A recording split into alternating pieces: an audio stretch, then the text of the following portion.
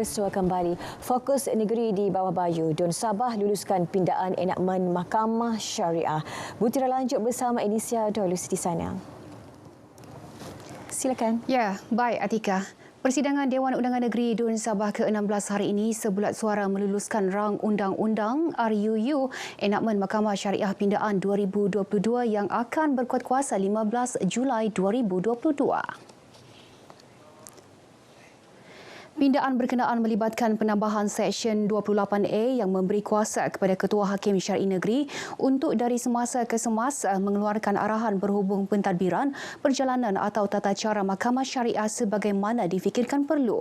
Ketika membentangkan RUU berkenaan, Menteri Tugas-Tugas Khas Datuk Dr. Muhammad Arifin Muhammad Arif berkata, sebelum ini tiada sebarang peruntukan undang-undang yang membolehkan Ketua Hakim Syar'i Negeri mengeluarkan arahan atau arahan amalan sehingga menimbulkan konflik dalam kalangan pengamal syariah. RUU ini tidak melibatkan sebarang perbelanjaan tambahan. Kerajaan negeri melalui Jabatan Pertanian sedang mengkaji secara proaktif mengurangkan kebergantungan import makanan haiwan, baja dan racun serangga dari luar negara. Menteri Pertanian dan Perikanan Datuk Seri Panglima Dr. Jeffrey Kitingan berkata terdapat bahan import yang masih diperlukan dari luar negara seperti Brazil, China dan Ukraine. Walau bagaimanapun, kita sedang mempromosikan, menarik pelabur untuk melabur dalam pengeluaran baja dan racun tempatan sebenarnya. Dan kilang itu juga boleh dipertimbangkan selagi kita mendapatkan kepastian daripada R&D kita yang semua bahan-bahan ini mencukupi untuk dikilangkan. Beliau menjawab soalan tambahan Adun Sindumin Datuk Dr. Yusuf Yaakob dalam sidang Dun Sabah. Datuk Jeffrey turut memaklumkan kementerian sedang meneliti kaedah pertanian mesra alam selain pertanian organik bagi penghasilan makanan lebih sihat. Sejumlah 12.413 juta ringgit diperuntukkan bagi pelaksanaan 354 projek kecil Unit Pemimpin Pembangunan Masyarakat UPPM di kawasan Pembangkang setakat Jun tahun ini. Menurut Pembantu Menterinya Jasni Daya, daripada jumlah itu 11.173 juta ringgit dalam proses penyaluran kepada pejabat UPPM terbabit. Selebihnya masih dalam proses mendapatkan maklumat lengkap daripada pejabat UPPM berkenaan.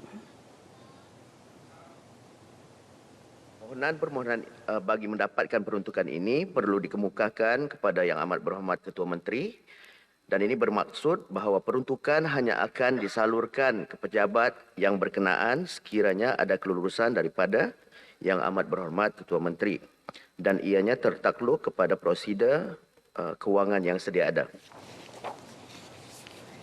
Jasni menjawab soalan Adun Sekong alias Sani mengenai jumlah peruntukan disalurkan kerajaan negeri kepada UPPM di kawasan Adun Pembangkang dalam sidang Dun Sabah. Terdahulu Ketua Menteri yang juga Menteri Kewangan Datuk Seri Panglima Haji Jinor ketika menjawab soalan tambahan Adun Moyog, Datuk Daryl Leking memaklumkan sejumlah 1.15 juta ringgit diperuntukkan kepada UPPM Moyog bagi pelaksanaan 13 projek di kawasan itu. Sementara itu, 24.1 juta ringgit diperuntukkan menerusi rancangan Malaysia ke-12 untuk menaik taraf perkhidmatan baik pulih serta penyelenggaraan infrastruktur Taman-Taman Sabah TTS. Pembantu Menteri Pelancongan Kebudayaan dan Alam Sekitar Datuk Johniston Bangkuai memaklumkan 13.8 juta ringgit juga diperuntukkan untuk pembangunan pelancongan di kawasan layang-layang kilometer 4 Gunung Kinabalu. Taman-Taman Sabah telah mensasarkan penyediaan infrastruktur kemudahan pelancongan alam semula jadi taman sebanyak 20 lokasi berpotensi di 9 buah taman di seluruh Sabah telah dikenal pasti sesuai dibangunkan sebagai tempat tarikan pelancongan. Manakala melalui inisiatif Pelan Pembangunan Sabah Maju Jaya, TTS menyenarai dua fokus semasa iaitu mewujudkan pusat latihan altitude tinggi antarabangsa Gunung Kinabalu di Kundasang serta memperkenal produk pelancongan berimpak tinggi dan pulangan pantas seperti skuba rangka kapal dan berbola terumbu. Datuk John Easton menjawab soalan adun dilantik Datuk Seri Panglima Yong Teck Lee dalam sidang DUN Sabah. Sementara itu, Menteri Belia dan Sukan KBS Datuk Elron Alfred Angin memberitahu KBS sedang menjalin kerjasama dengan Universiti Malaysia Sabah UMS untuk menyediakan latihan intensif atlet menggunakan bantuan teknologi.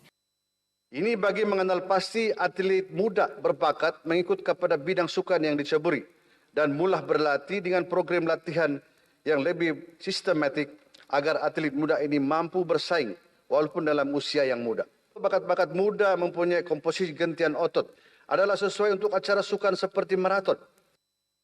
Datuk Elron menjawab soalan adun Sindumin Datuk Dr. Yusof Yaakob mengenai cadangan kerajaan mewujudkan akademik sukan di daerah terpilih bagi menaikkan semula kecemerlangan sukan Sabah.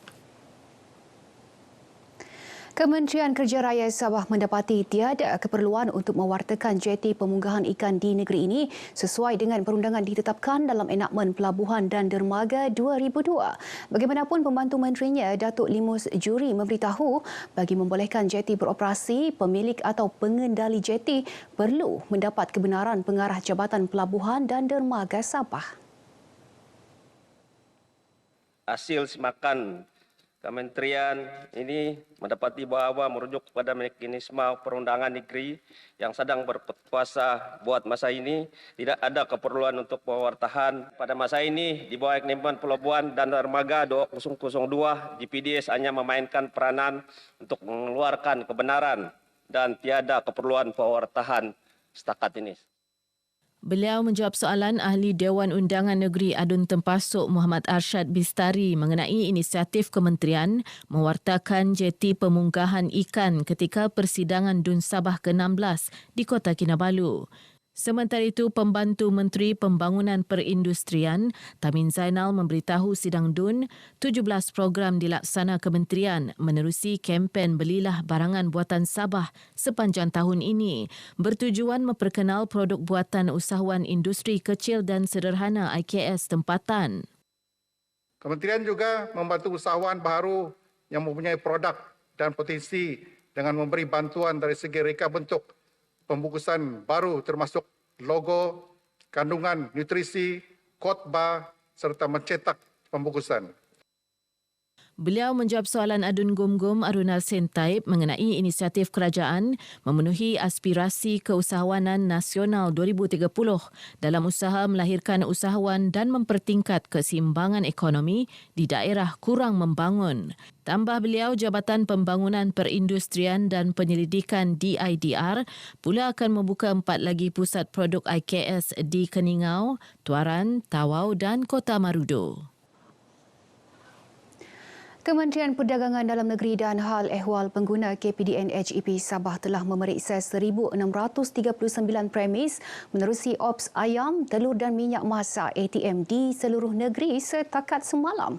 Ops membenteras aktiviti menyorok barang kawalan dan memastikan keberadaan bekalan ini dijalankan dalam 2 fasa iaitu fasa 1 23 hingga 30 Jun manakala fasa 2 1 hingga 31 Julai 2022. Menurut kenyataan pengarah pejabat KPDN HEP Sabah Joji Abbas, daripada pemeriksaan tersebut 23 kesalahan dikesan di bawah Akta Kawalan Harga dan Anti Pencatutan 2011, Penandaan Harga bagi Barangan dan Caj Perkhidmatan 2020 dan Akta Kawalan Bekalan 1961 yang melibatkan rampasan bernilai RM1,904,975. Antara kesalahan menjual barangan terkawal melebihi harga maksimum dan gagal meletak tanda harga berwarna merah jambu bagi barangan terkawal. Kru RTM berkesempatan turut serta dalam pemantauan KPDN HEP yang dijalankan di pasaraya sekitar Kota Kinabalu dan bertemu pengguna yang mengharapkan isu ketidakstabilan harga barangan dapat ditangani sebaiknya. Coba kasih turun sikit lah. Habis kita punya sekarang pun kan susah, kerja pun susah. Kan barang naik, tapi dia orang gaji dia tidak memadai lah. Mau cari itu bungkus minyak, ada sikit juga mahal sikit lah. Tapi semua barang sini compare di luar supermarket ada juga murah. Cari barang keperluan lah, macam minyak masak, gula, beras. Dia punya harga boleh tahan lah. Dia punya harga sekarang tidak sama macam dulu. Nah, sekarang kan barang naik.